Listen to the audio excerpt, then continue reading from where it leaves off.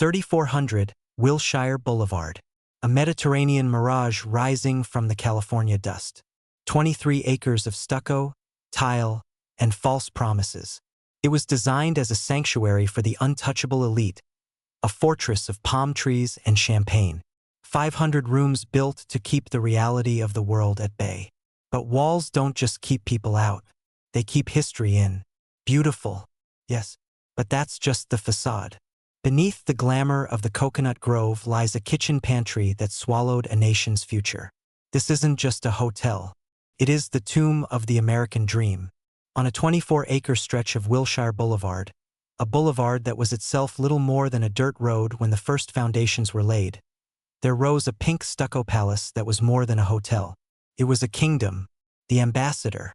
For half a century, it was the unofficial Western White House, the playground of Hollywood royalty, the place where fortunes were made over cocktails and secrets were buried under the dance floor. Its heart was the coconut grove, a fantasy of papier-mâché palm trees and mechanical monkeys, a stage for Hollywood's golden age that would become the tomb of America's last great hope. The air on Wilshire Boulevard, just before dawn, carries a unique quiet. It's a stillness heavy with the ghost of exhaust from the previous day and the promise of the traffic to come. It's here, in this pre-dawn gray, that you can almost see it. Not the cluster of school buildings that now occupy the lot, but the grand, sprawling silhouette of the hotel that once commanded this space. It stands as a phantom limb on the city's map, an ache for a past that was glamorous, powerful, and ultimately tragic. The school that stands here today is named for Robert F. Kennedy, a tribute etched onto the very land where his life, and perhaps the optimism of an entire generation, was extinguished. The architecture of remembrance is a strange and often brutal thing. It builds monuments on top of graves, hoping the new foundation will silence the echoes from below. But the echoes here are stubborn. They cling to the palm trees that were spared the wrecking ball. They whisper in the strange emptiness of a 24-acre plot in the heart of one of the world's densest cities. This is not just the story of a building's life and death. It is the story of a promise made and a promise broken, of a stage built for dreams that became a crime scene. It is an autopsy of a place that held the 20th century in its walls, from the giddy roar of the 20s to the gunshot that defined the 60s. What does a city do with a wound? Can pave it over, build on top of it, give it a new name. But it can never truly erase the scar tissue of history, the deep, foundational trauma of a night when the future was stolen in a service pantry, just steps away from the applause. The Ambassador Hotel is gone, but its ghost remains, a silent, sprawling testament to the idea that some places are not just locations, but containers of moments so potent they refuse to be demolished. The dream began not with a bang, but with a blueprint. It was the vision of architect Myron Hunt, a man tasked with conjuring a Mediterranean resort out of the California sun and soil in 1919. Los Angeles was not yet the megalopolis it would become. It was a city stretching, yawning, still deciding on its own identity.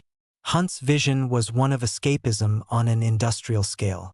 He imagined a place that was both a sanctuary and a statement, a sprawling complex of buildings connected by loggias, dotted with courtyards, and crowned with terracotta tiles that would bake to a perfect, dusty pink under the relentless sun. This was not to be a hotel in the traditional vertical sense of its East Coast rivals. It was to be a campus of leisure, a self-contained world designed to insulate its wealthy patrons from the grit of a growing city.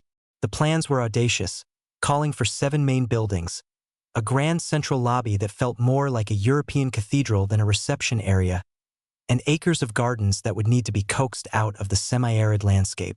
The cost was astronomical, a figure that fluctuated with the ambition of its backers. But the belief was unshakable. They weren't just building a hotel. They were building the very idea of Los Angeles as a destination. They were pouring concrete and ambition into the ground, betting that if they built a palace, the new American royalty of Hollywood would come. The construction was a spectacle in itself, a swarm of laborers and craftsmen transforming a dusty stretch of Wilshire into a fantasy of Italian villas and Spanish gardens. It was the physical manifestation of hubris, the belief that money and design could create a perfect, hermetically sealed world. The building itself was a character from the very beginning, designed to awe, to comfort, and to control the experience of every person who walked through its doors. The doors opened in 1921, on New Year's Day, and the kingdom found its court almost immediately. The ambassador was more than a success. It was an instant landmark, the epicenter of a new social geography. Hollywood, in its infancy, needed a stage for its off-screen drama, and the hotel provided it with unparalleled glamour. The famed Coconut Grove nightclub, which opened a year later, became the heart of this new world. It was a masterpiece of theatrical design, a cavernous room where papier-mâché palm trees sourced from old movie sets towered over the tables, their fronds hiding light bulbs that twinkled like stars. Mechanical monkeys with glowing eyes dangled from the branches, and a crescent moon hung in a perpetually midnight blue sky. This was not a room. It was an immersive experience, a fantasy land for adults who traded in fantasy for a living. Here, Bing Crosby got his start, singing with the house orchestra. Here, Joan Crawford and Clara Bow danced until dawn, their fame illuminating the room as much as the spotlights. The hotel's list of residents and regulars became a roll call of the Golden Age. Rudolph Valentino, Gloria Swanson, Howard Hughes, who kept a suite for years. 6 Academy Awards ceremonies were held within its ballrooms during the 1930s and 40s, solidifying its status as the industry's official home. It was a place of immense contradictions. It was a sanctuary where stars could escape the public eye, yet it was also the most public place in the city, where one went to see and be seen. Deals were struck on cocktail napkins that would create cinematic empires. Marriages began and ended in its suites. The hotel was the silent witness to it all, its thick walls absorbing the secrets, the laughter, and the tears of a generation of cultural icons. It was a machine designed for glamour, and for a time it ran perfectly. As Hollywood's golden age began to tarnish with the decline of the studio system, the ambassador seamlessly pivoted, transforming its identity from a playground for stars to a nexus of political power. Its proximity to the wealth of Beverly Hills and the political machinery of downtown made it the perfect neutral ground for the powerful. It became known as the Western White House, a home away from home for presidents and presidential hopefuls. Harry S. Truman, Dwight D. Eisenhower, and John F. Kennedy all held court within its walls, their presence lending a new kind of gravitas to the pink stucco palace. The hotel's sprawling layout, its numerous ballrooms and private suites, made it ideal for the complex choreography of modern political campaigns. It could host a $1,000 a plate fundraiser in the Venetian Room while a strategy session took place in a bungalow and a press conference was held in the Embassy Ballroom. The hotel became a character in the American political narrative. It was here, in 1952, that Richard Nixon gave a crucial speech following the Chequers affair, a moment that saved his spot as Eisenhower's running mate. It was here that Nikita Khrushchev, on his tour of the United States, had a famous encounter with the Hollywood elite, a tense and surreal moment of Cold War theater played out amongst the palm trees. The hotel learned to speak the language of power, its staff becoming experts in accommodating the immense security details, the ravenous press corps, and the delicate egos of those who sought the highest office in the land. The walls that had once absorbed the whispers of movie stars now absorbed the weight of national secrets and political gambles. The glamour was still present, but it was now overlaid with a veneer of seriousness. The hotel had proven its adaptability, its ability to reflect the changing priorities of the nation it served. It was no longer just about entertainment. It was about history. By June of 1968, the Ambassador Hotel was more than a landmark. It was an institution, a grand old dame that had seen everything. But it had never seen a night like the one that was coming. The California primary was the climax of a brutal and divisive political season. The nation was fractured by the Vietnam War, torn apart by racial tensions, and still reeling from the assassination of Martin Luther King Jr. just 2 months prior. Into this maelstrom stepped Robert F. Kennedy, a candidate who seemed to offer a fragile, flickering hope of reconciliation. His campaign had chosen the Ambassador Hotel as its election night headquarters, a decision that was both practical and symbolic.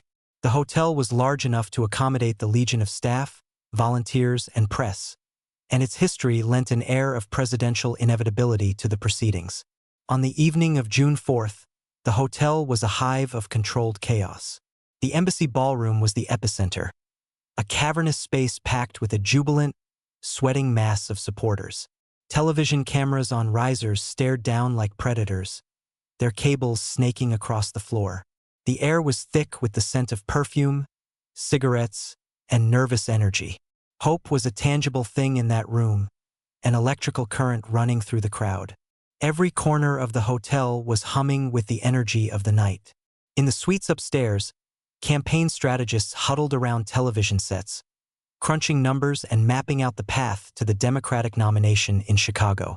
In the bars and lobbies, journalists traded rumors and filed frantic reports. And in the cavernous kitchens and service hallways deep in the building's bowels, the hotel's own army of staff went about their work, the unseen gears in the great machine, preparing food, washing dishes, and moving supplies, largely oblivious to the history that was about to pivot on their greasy floors. The hotel was performing its ultimate function, serving as the perfect vessel for a moment of national importance.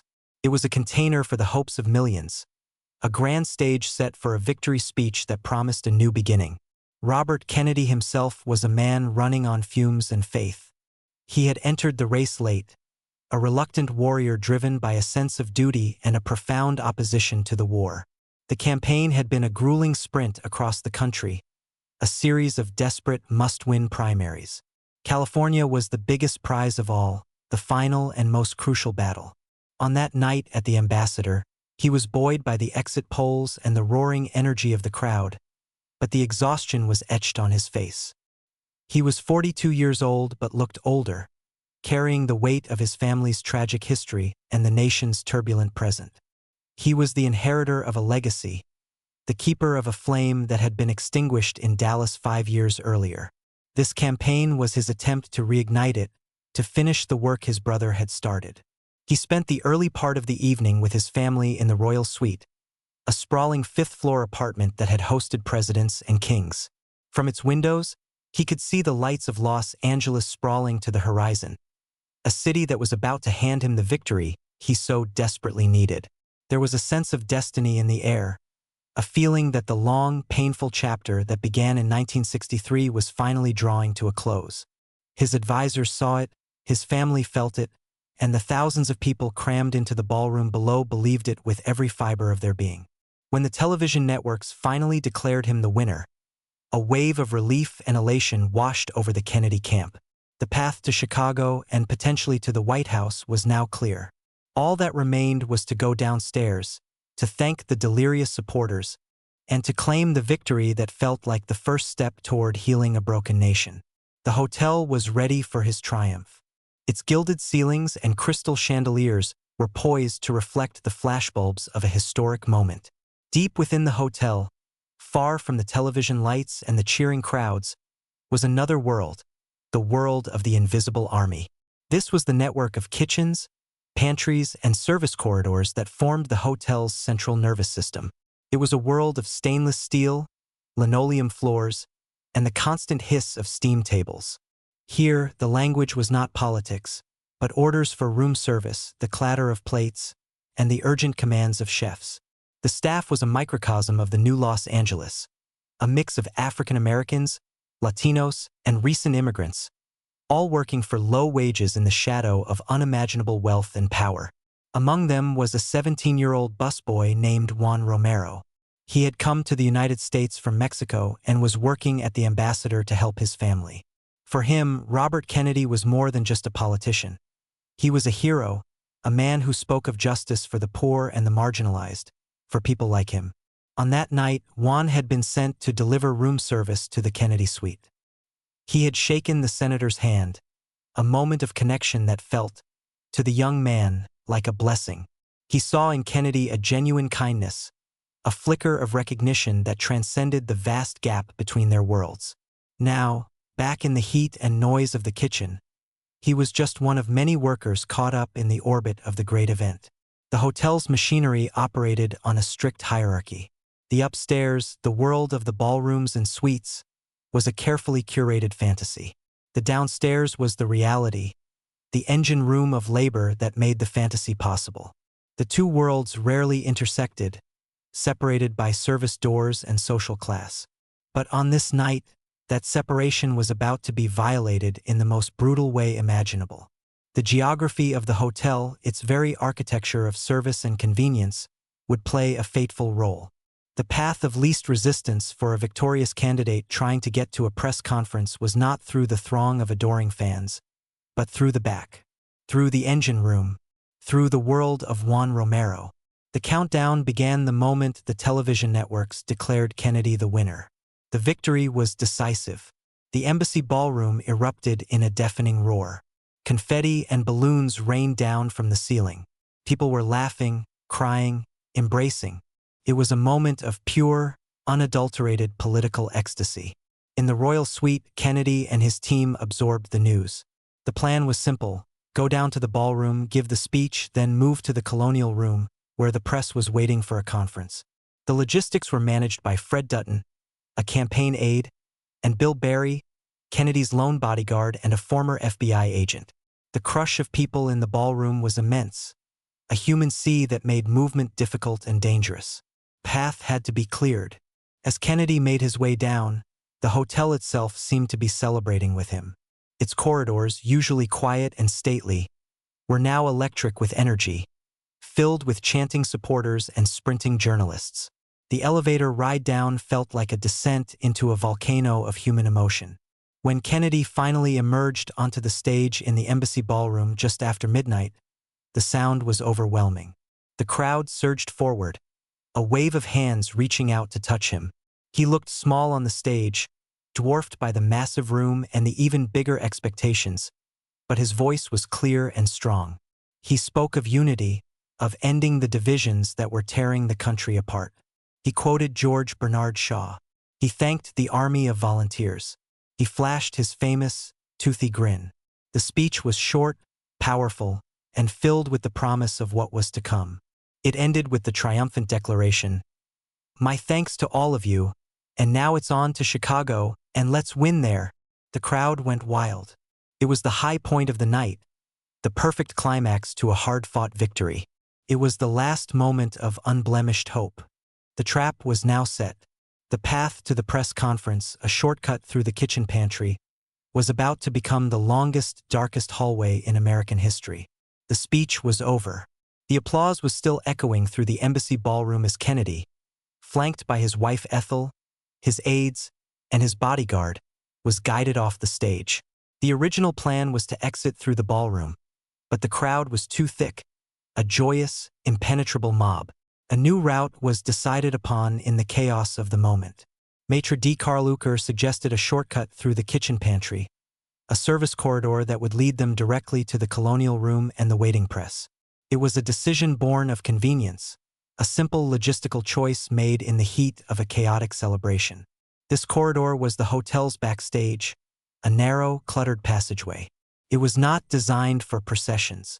It was a functional, unglamorous space, lined with steam tables, food warmers, and a large humming ice machine. It was poorly lit, a stark contrast to the glittering ballroom they had just left.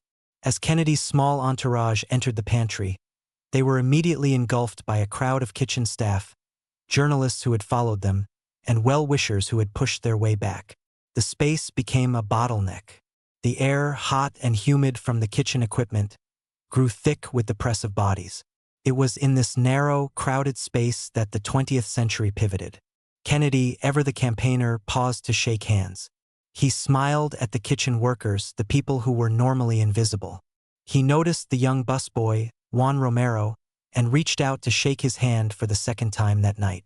It was a moment of grace, a final act of connection. The hotel's architecture, designed to separate the glamorous from the mundane, had inadvertently created the perfect ambush site. There was no room to maneuver, no easy escape. The candidate was trapped, surrounded by a mixture of adoring and anonymous faces, moving slowly through a grimy corridor that was never meant for the public eye. The shortcut was becoming a cage. In the crush of bodies, a man moved forward. He was small, unremarkable, easily lost in the chaos. His name was Sirhan Sirhan, a 24-year-old Palestinian immigrant with a simmering, incoherent rage. He had been seen at the hotel earlier, lingering, waiting. Now, in the cramped confines of the pantry, he saw his moment. He raised a .22 caliber Ever Johnson cadet revolver and began firing. The sound was small, muffled by the crowd. Pop, then another, and another. Not balloons, not flashbulbs, something final. The first shot struck Kennedy behind his right ear, entering his brain. 2 more shots hit him in the back. The bullets were cheap, low velocity, but at point-blank range, they were devastating. 5 other people in the pantry were wounded by stray shots as the gunman continued to fire wildly. For a frozen second, there was confusion, a collective incomprehension. Then chaos erupted. People screamed, ducked, and scrambled for cover. Kennedy collapsed to the concrete floor, his eyes open but unseeing. The celebration of moments before had become a tableau of horror. The narrowness of the pantry became a coffin. Bodyguard Bill Berry, along with several others including former Olympian Rafer Johnson and football player Rosie Greer, lunged at Sirhan, wresting the gun from his hand. They pinned him against a steam table, a furious, desperate struggle to subdue the source of the nightmare. The pantry, a place of service and sustenance, was now slick with blood. The dream of a new American chapter was dying on a greasy floor, next to an ice machine, surrounded by the smell of stale food and gunpowder. The hotel, the silent witness, had absorbed its most brutal secret yet. Its walls, which had contained so much history, were now a crime scene. The immediate aftermath was a symphony of shock and despair. As the gunman was subdued, a small circle formed around the fallen senator. Juan Romero, the busboy who had shaken Kennedy's hand just seconds before, knelt beside him. He cradled Kennedy's head in his hands, trying to offer some small comfort in the face of an unspeakable horror. He took a set of rosary beads from his pocket and placed them in Kennedy's hand. It was a gesture of profound and helpless humanity, a young immigrant's prayer for the man who had been his hero. The moment was captured by photographers, Bill Epridge of Life magazine and Boris Yarrow of the Los Angeles Times, their cameras flashing in the grimly lit pantry. Their images of the young busboy, the dying senator, the look of bewilderment and anguish on Romero's face, would become the visual epitaph for the 1960s. They were photographs that captured the precise moment when hope curdled into tragedy.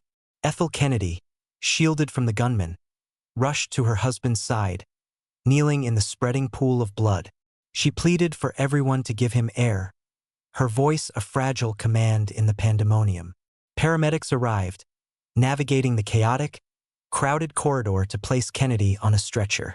The journey out of the hotel was a slow, agonizing procession, a funeral march through the very halls that had been vibrating with victory just minutes earlier. The cheering crowds in the ballroom were now a stunned, weeping mass, their victory balloons lying deflated on the floor like fallen hopes. The hotel had been violated. It was no longer a palace of dreams but a house of grief. The police swarmed the building, sealing off the pantry, transforming the heart of the hotel's service area into a sealed tomb of evidence. The ambassador, a vessel of glamour and power, was now irrevocably stained. It would carry the wound of that night for the rest of its life. Robert F. Kennedy died 26 hours later, on the morning of June 6, 1968. With his death, something in the country broke. And something in the Ambassador Hotel broke, too. The building itself became a monument to a national trauma. The initial reaction was to scrub the memory clean. The pantry was remodeled, the blood-stained tiles replaced, the bullet holes in the ceiling plastered over. The hotel's management tried to move on, to return to the business of luxury and leisure. But the ghost of that night was a permanent resident. The Coconut Grove still hosted performers. The ballrooms still held weddings and conventions, but a pall hung over the entire establishment. The name Ambassador Hotel was now inextricably linked with assassination. It was no longer just a place. It was a scene. Tourists would come not to see the glamour, but to feel the chill of history, to ask staff to point out the infamous pantry. The hotel's golden age was definitively over. The 1970s and 80s were a period of slow, inexorable decline. The jet set that had once flocked to its bungalows now preferred the newer, more modern hotels of Beverly Hills. The pink stucco facade began to fade and crack. The magnificent gardens grew unruly. The hotel, once the epitome of California glamour, started to look tired, a relic of a bygone era. It found a second life of sorts as a popular filming location. Its faded grandeur was the perfect backdrop for movies seeking a touch of old Hollywood authenticity. It appeared in films like The Graduate, Pretty Woman, and Forrest Gump. The hotel became a stage set for its own past, its empty ballrooms and corridors filled with actors pretending to live the life that had once been real there. It was a sad, hollow echo of its former glory. The building was becoming a museum of itself, a place where the past was not a foundation, but a haunting. The economics of running a legend are brutal. The Ambassador was a sprawling, inefficient giant from another age. Its maintenance costs were astronomical. The plumbing was ancient, the wiring frayed. The sheer cost of air conditioning its vast, high-ceilinged rooms was crippling. As the surrounding neighborhood of Wilshire Center evolved, becoming denser and more diverse, the hotel felt increasingly like an anachronism, a 24-acre feudal estate in the middle of a modern city. Occupancy rates dwindled. The owners, a series of corporations and investors, saw not a historic landmark but a money pit, a liability on a piece of land of immense value. The land itself was the hotel's greatest asset and its ultimate death sentence. Developers salivated at the prospect of razing the old structure and building lucrative high-rise offices or condominiums. The final insult came in 1989. After years of losing money, the hotel's owners made the decision to close its doors to guests for good. The last party was a sad affair, a wake attended by people who remembered the hotel in its prime. The doors were chained, the windows boarded up. The Ambassador Hotel, once the vibrant heart of Los Angeles, fell silent. For the next decade and a half, it sat empty, a decaying hulk slowly being reclaimed by nature and neglect. It became a magnet for vandals, the homeless, and urban explorers, its once grand ballrooms covered in graffiti, its pools filled with murky water and debris. The building that had been a symbol of luxury became a symbol of urban decay. The turning point was no longer just the assassination. It was a complete and total failure of purpose. The machine had broken down.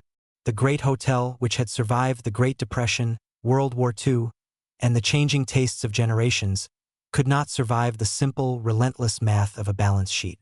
The illusion of permanence, so carefully crafted by its architects, had been shattered by the corrosion of time and economic reality. The fight to save the Ambassador was a long and bitter war over the nature of memory. On one side were the preservationists, a coalition of architects, historians, and sentimentalists who saw the hotel as an irreplaceable piece of Los Angeles history. They argued that the building was more than just bricks and mortar. It was a cultural artifact, a physical witness to the 20th century. Its architectural significance, its connection to Hollywood's golden age, and its tragic role in American politics made it a landmark that had to be preserved. They dreamed of restoring it to its former glory, perhaps as a luxury hotel again, or as a cultural center. On the other side were the developers and the Los Angeles Unified School District, which had its eye on the vast property as a site for a desperately needed new school complex. For them, the hotel was a dilapidated, unsafe structure occupying prime real and that could be put to better use serving the community's future rather than preserving its past. They saw the preservationists as nostalgic dreamers, blind to the practical needs of the city and the prohibitive cost of renovating the crumbling structure. The debate raged for years, fought in courtrooms, in city council meetings, and on the opinion pages of newspapers. What do we owe our history? Is memory best served by preserving a physical space, even a deeply wounded one, or by building something new and hopeful in its place? The hotel itself sat as the silent prize in this tug-of-war, its decay deepening with each passing year of litigation and indecision. It became a potent symbol of Los Angeles's own conflicted relationship with its past, a city notorious for tearing down its history in its relentless pursuit of the next new thing. The battle for the ambassador was a battle for the soul of the city. Ultimately, the forces of pragmatism and politics won out. In 2001, the Los Angeles Unified School District purchased the property for $76.5 million. The preservationists had lost the war, but they continued to fight a series of rearguard actions, hoping to save at least parts of the historic structure. They proposed plans that would integrate elements of the old hotel into the new school campus. Perhaps the Grand Lobby could be preserved, or the Embassy Ballroom, or, most importantly, the Coconut Grove. For a time, it seemed a compromise might be possible. The school district agreed to preserve and restore the Coconut Grove, incorporating it into the new school as an auditorium. It was a small victory, a sliver of hope for those who believed the site's history should not be completely erased. But the compromise was fragile. The costs of restoration, combined with the complexities of integrating a 1920s nightclub into a 21st century school, proved to be a challenge. The political will wavered. Finally, in 2005, the final verdict was delivered. The school board, citing overwhelming costs and structural issues, voted for a near-total demolition. The Coconut Grove, the legendary heart of the hotel, would not be saved. It would be recreated, a replica built from scratch, but the original would be destroyed. The decision was a death sentence. It declared that the memory of the place was less important than the function of the land. The wrecking ball was no longer a threat. It was an inevitability. The long, slow decay of the Ambassador Hotel was about to end in a sudden, violent act of erasure. The city had made its choice. The future would be built on the rubble of the past. The demolition of the Ambassador Hotel began in late 2005 and lasted for months. It was not a single, dramatic implosion, but a slow, methodical dismemberment. Piece by piece, the kingdom was dismantled. Wrecking crews tore into the pink stucco, exposing the lath and plaster beneath. The grand ballrooms, which had hosted Oscars and presidential hopefuls, were reduced to skeletons of steel and concrete, their crystal chandeliers long since looted or sold off. The process was a public spectacle, a final, morbid performance for the city that had once adored the hotel. Onlookers gathered behind chain-link fences to watch the destruction, a funereal audience for the death of a landmark. It was a brutal act of forgetting. Each swing of the wrecking ball was an attempt to silence the echoes of the past. The walls that held the memory of Valentino's tango, of Nixon's speeches, of Kennedy's final words, were pulverized into dust. The infamous pantry, the site of the assassination, was one of the first sections to go, its grimy tiles and steam tables unceremoniously scooped up and hauled away as debris. The most painful moment for many was the destruction of the Coconut Grove. The papier-mâché palm trees, the starry sky, the stage where history had been made. It was all torn apart, reduced to a pile of rubble. The act of demolishing a place of such significance felt like a form of cultural vandalism. It was as if the city was trying to surgically remove a painful memory, believing that if the physical space was gone, the trauma it held would disappear with it. By the middle of 2_006, the 24-acre lot was almost completely flat. All that remained were a few salvaged artifacts, a handful of surviving palm trees, and the indelible memory of what had once stood there. The physical witness was gone. Today, the site of the Ambassador Hotel is occupied by the Robert F. Kennedy Community Schools. It is a sprawling, state-of-the-art educational complex, a vibrant campus serving thousands of students from the surrounding neighborhood. The architecture is modern, angular, and designed to look forward, not back. Yet, the ghost of the hotel is everywhere, deliberately woven into the fabric of the new institution. The main entrance to the school incorporates a restored section of the hotel's original grand entrance. The new library is a loving, meticulous recreation of the Coconut Grove, complete with palm trees and a midnight blue ceiling, a fantasy resurrected as a place of learning. Murals depicting Robert F. Kennedy and the hotel's history adorn the walls. The school is an attempt at reconciliation, an effort to honor the past while serving the future. It is a noble idea, but the tension is palpable. Is it a tribute or an act of appropriation? Does building a school named for a martyred hero on the site of his murder consecrate the ground or merely pave over it? The students who walk these grounds live with the legacy every day. They learn in classrooms built on a foundation of glamour and tragedy. For them, the Ambassador Hotel is not a memory but a story, a piece of local history that feels both monumental and distant. The site is no longer a wound, but a scar, a place where the past has been acknowledged, packaged, and turned into a lesson. The return to the physical present reveals the ultimate paradox of the Ambassador's legacy. Its physical form is gone, erased by the wrecking ball, but its story is now more protected, more institutionalized than ever before. The hotel had to die for its memory to be permanently enshrined. What, then, is the final legacy of the Ambassador Hotel? It is not a story about architecture, but about the fragility of the American dream. The hotel was built as a palace of illusions, a place where the fantasy of Hollywood and the promise of political power could be made real. For decades, it succeeded, but the illusion was shattered on June 5, 1968, in a dirty service pantry. In that moment, the hotel became a mirror, reflecting a nation's deepest anxieties about violence, division, and lost potential. The assassination of Robert F. Kennedy was not just the end of a man's life. It was the end of a certain kind of political hopefulness, and the hotel became the permanent symbol of that loss. Its slow decline and eventual demolition feel, in retrospect, like a physical manifestation of that fading optimism. We, as a society, are uncomfortable with wounded places. We prefer to tear them down and build something new, something that speaks of progress and looks toward the future. The decision to replace the Ambassador with a school named for RFK is the ultimate expression of this impulse, an attempt to transform a site of death into a site of life and opportunity. But it also represents a profound act of forgetting. The school preserves the story, but it erases the feeling, the authentic, haunted atmosphere of the place itself. The hotel teaches us that buildings are more than just structures. They are containers for our collective memory. They absorb our triumphs and our tragedies. And when we tear them down, we tear out a page of our own story. The Ambassador Hotel is gone. The pink stucco palace is now just a collection of photographs and memories.